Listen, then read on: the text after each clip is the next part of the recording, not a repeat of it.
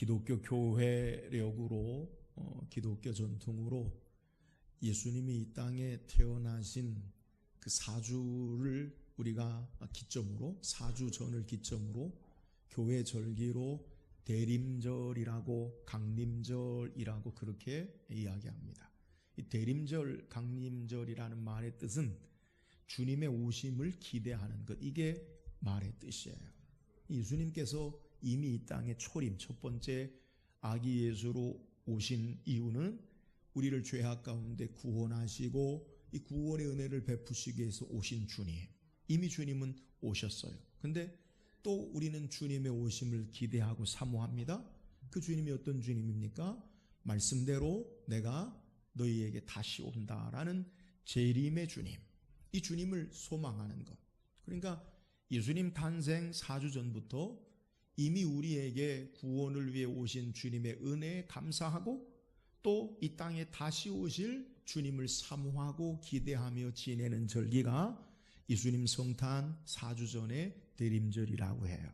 그러니까 오늘부터, 오늘 첫 주인데 오늘부터 우리는 우리를 위해 구원을 베풀러 오신 예수 그리스도 그 구원의 은혜에 감사하고 또 다시 오실 주님을 사모하고 기대하며 이 절기 기간을 지키는 그러한 기간이 돼요. 저는 말씀을 통해서 우리가 어떻게 주님의 다시 오심, 주님의 오심을 사모하고 기대하고 준비해야 하는가라는 것을 첫 번째 주님이 이 땅에 오실 때에 하나님의 사람들을 통해 어떻게 준비하고 기대했는가라는 것을 우리가 묵상하고 주님의 다시 오심을 우리가 사모하고 바르게 기대하는 귀한 시간이 되기를 주의 이름으로 축원합니다. 오늘 성경은 우리에게 이 땅에 막아는 복음의 시작, 그러니까 예수님이 이 땅에 오시는 시작을 어떻게 소개하느냐, 예수님의 탄생의 어린 시절의 모습을 소개하는 것이 아니라 선지자 이사야와 말라기 선지자가 하나님의 약속의 말씀을 기록한 그 내용으로 주님이 이 땅에 오시기 전에 그 약속한 말씀에 주의 사자를 그에 앞서 보내겠다. 그래서 예수님이 이 땅에 오심을 마가는 우리에게 소개할 때 성경에 기록된 약속한 말씀을 통해 이 땅에 오신 주님에 대해서 우리에게 소개하고 있어요.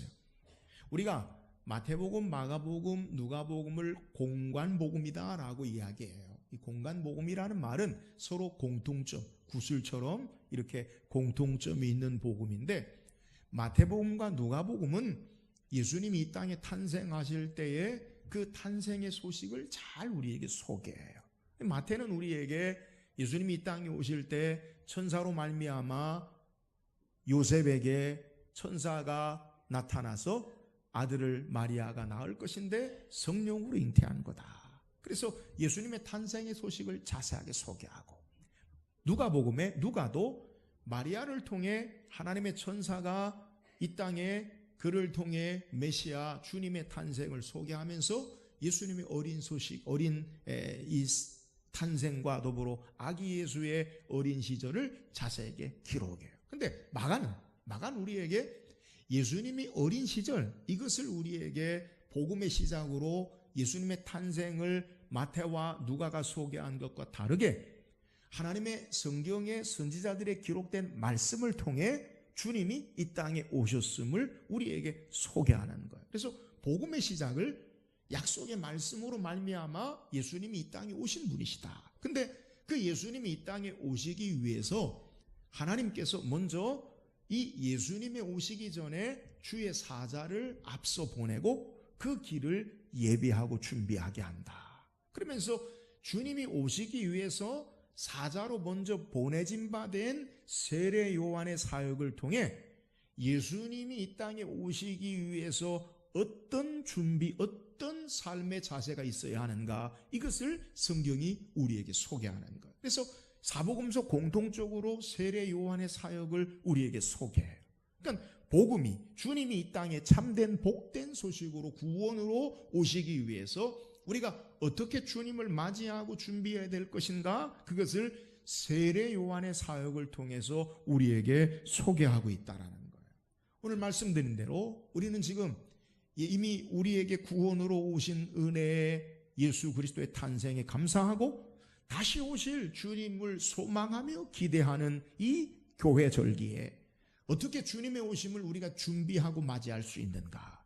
오늘 세례 요한의 사역을 통해 주님이 이 땅에 다시 오실 재림의 하나님의 완전한 구원의 나라, 그의 나라를 사모하며 어떻게 이 땅에 주님의 오심을 준비하는지 말씀을 묵상하고 참되게 주님의 오심을 기대하고 소망하는 저와 여러분 되기를 주의 이름으로 축원합니다.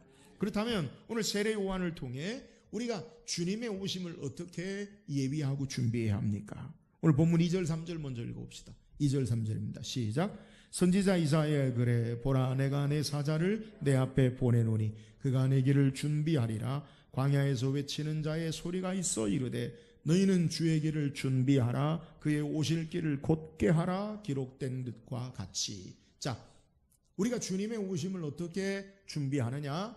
선지자 이사야 그리고 말라기 선지자가 우리에게 소개한 것처럼 너희는 내가 내 앞서 사자를 보낼 텐데 그 사자가 너희는 주의 길을 준비하라. 너희는 주의 오실 길을 곧게 하라 라고 그렇게 사역을 한다라는 것을 우리에게 소개하는 거예요.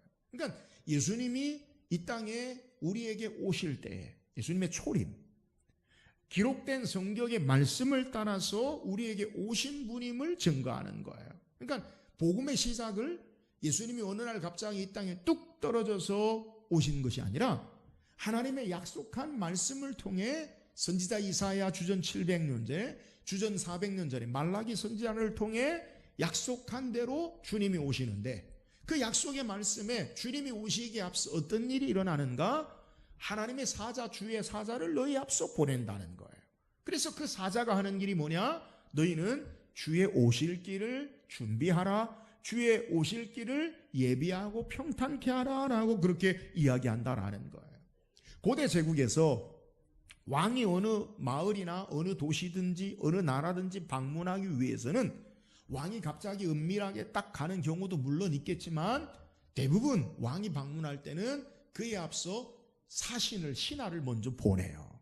그래서 그 신하를 통해 온 도시 사람들에게 몇 날 몇 월 며칠에 왕이 이곳에 임하신다라고 선포해요. 그러면 그 온 마을이나 도시에 있는 사람들이 왕이 이 마을의 도시에 오시기 위해서 길을 잘 닦고 준비하고 왕이 맞을 준비를 하는 거예요. 오늘날도 마찬가지죠. 우리 대통령이 어디 외국이나 어느 도시를 방문할 때 물론 갑자기 그냥 깜짝 쇼로 가는 경우도 있지만 대부분 먼저 다른 관리들을, 다른 공무원들을 보내서 대통령이 오시기에 불편함이 없도록 모든 것을 다 준비하는 거예요. 그러니까 오늘 주님이 이 땅에 오시기 위해서는 하나님이 보낸 사자가 있는데 그 사자가 주님이 오실 길을, 예수님이 이 땅에 오실 길을 예비하고 준비하는데 그게 뭐냐? 세례 요한이 그렇게 행한다는 거예요. 그래서 광야에서 외치는 자의 소리가 있어 너희는 주의 길을 준비하라, 주의 길을 예비하라 라고 말한다는 거예요. 자, 왕이 오신다, 그 길을 준비하라. 여러분 그 준비가 뭐예요? 우리 본 말씀 4절 읽어보세요. 그 준비가 뭔지. 시작. 세례 요한이 광야에 이르러 죄사함을 받게 하는 회개의 세례를 전파하니.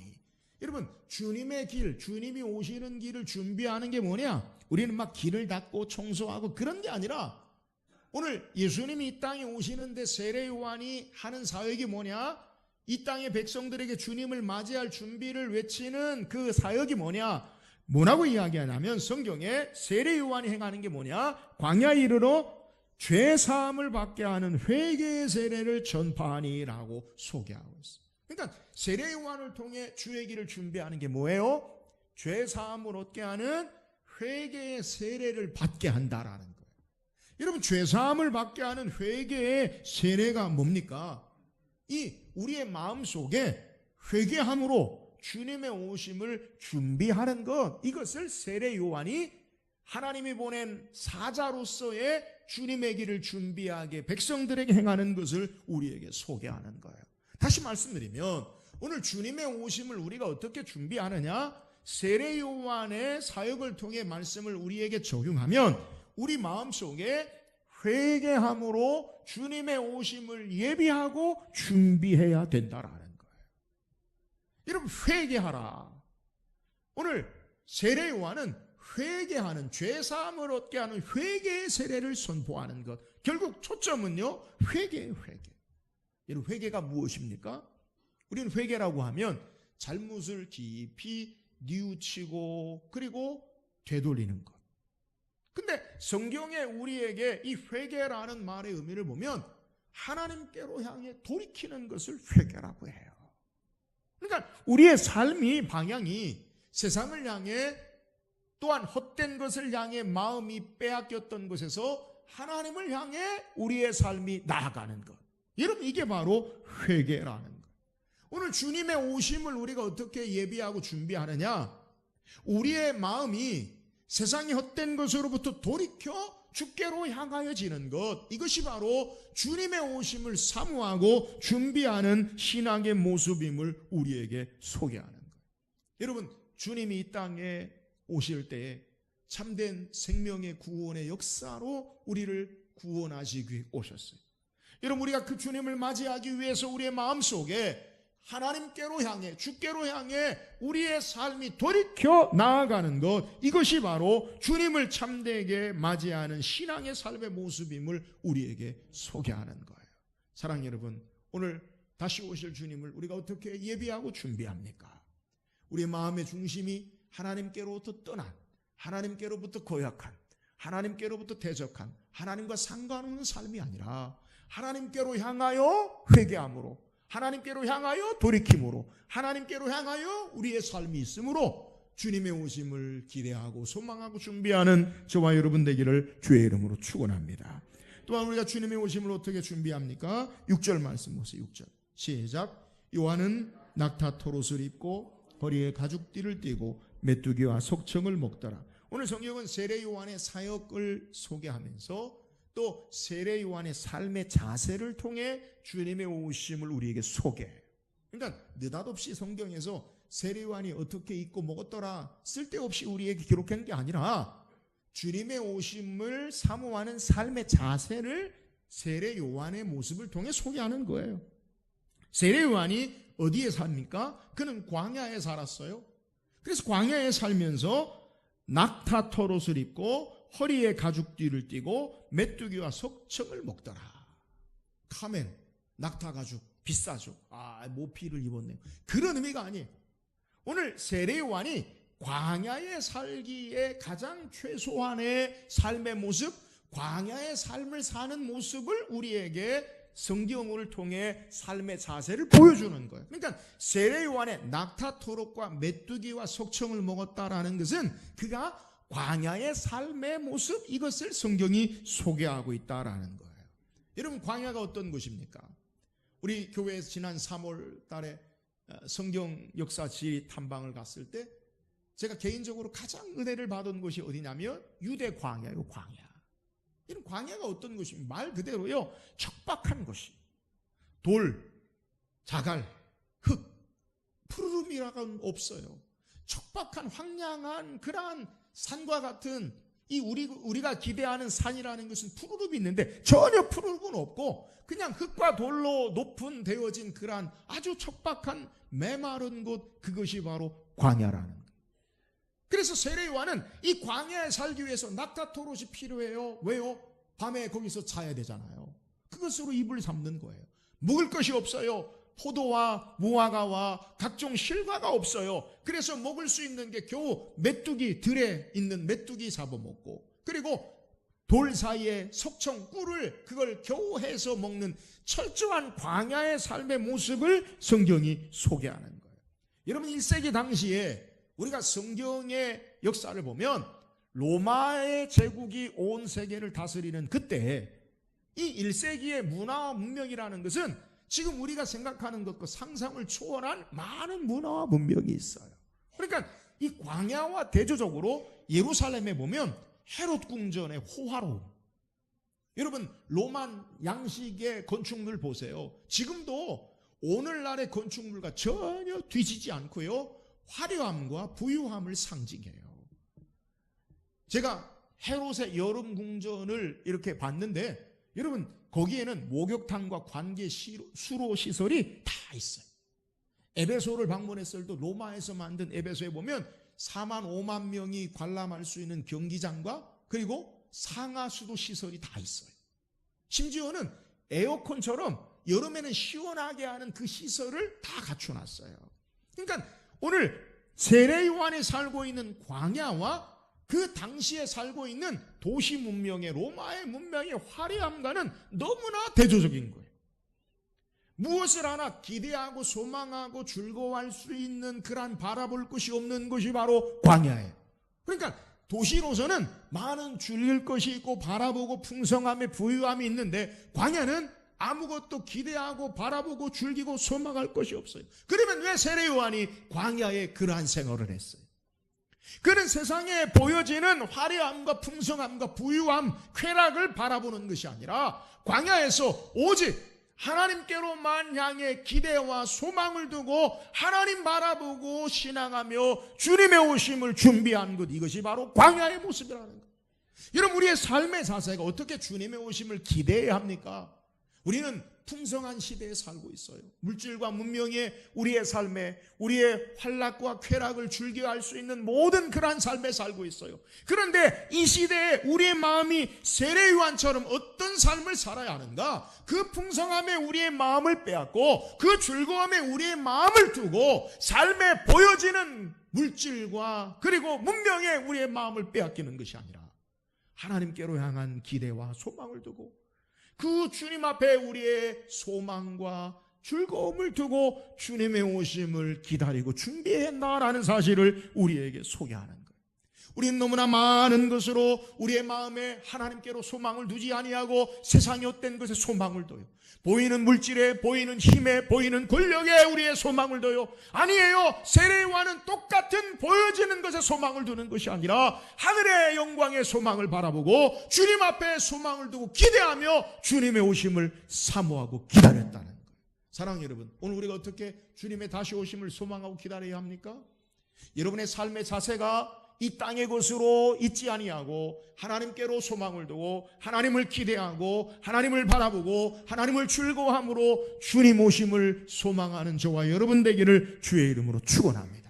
땅의 것에 집중하는 자들이 아니라 하늘의 참된 것에 소망을 두고 신앙함으로 주님의 오심을 사모하고 기대하는 우리 모든 성도 되기를 주의 이름으로 축원합니다. 또한 7절에 보면 그가 전파에 이르되 나보다 능력 많으시니가 내 뒤에 오시나니 나는 굽혀 그의 신발끈을 풀기도 감당하지 못하겠노라. 여러분, 세례 요한이 전하는 참된 주님을 맞이하는 신앙의 자세가 뭐예요? 오늘 세례 요한은 온 유대 사람들이 그에게 와서 세례를 받아요. 그러니까 1세기 당시에 주님이 오시기까지, 주님이 오셔서도 많은 사람들의 가장 인기 있는 사람은 세례 요한이에요. 누구나 아는 사람은 세례 요한이에요. 많은 사람들이 그에게 몰려와요. 그 사람들이 묻어요. 너가 그리스도냐?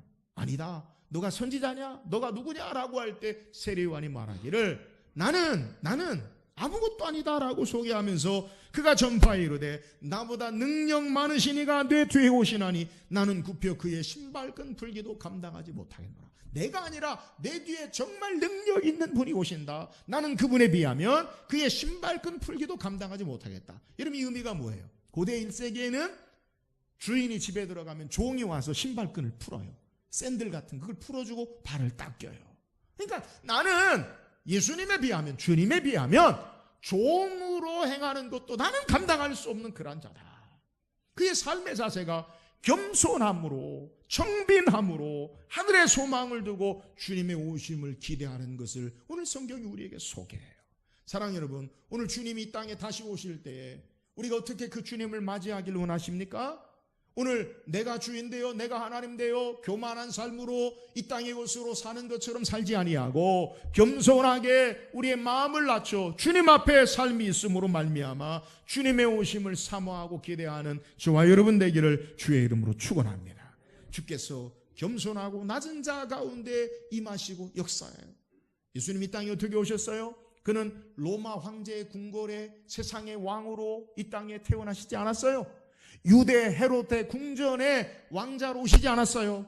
베들레헴 말구육간의 밥통, 마구간에 말이 먹는 밥통의 가장 비천한 자의 낮은 자리에 태어나시고 가장 낮은 자인 목동에게 주님의 탄생의 소식을 알리시고 겸손함으로 하늘보좌를 버리시고 낮고 낮은 자리에 임하셔서 그 낮은 자에게 소망을 주시고 은혜를 베푸셨어요. 사랑하는 여러분, 오늘 세례 요한처럼 겸손함으로 주님의 오심을 사모하고 기대하고 환영하는 저와 여러분 되기를 주의 이름으로 축원합니다. 또한 주님의 오심을 세례 요한의 사역을 통해 어떻게 준비합니까? 8절 말씀 읽어보세요. 8절입니다. 시작. 베풀었거니와 그는 너희에게 성령으로 세례를 베푸시라. 자, 세례 요한은 나는 너희에게 물로 세례를 베풀었다. 여러분, 물로 세례를 베푸는 의미가 뭐예요? 죄사함을 얻게 하는 세례. 그러니까 물로 세례라는 것은, 우리가 물로 세례를 베풀었다라는 것은 죄사함을 받게 하는 회개의 세례예요.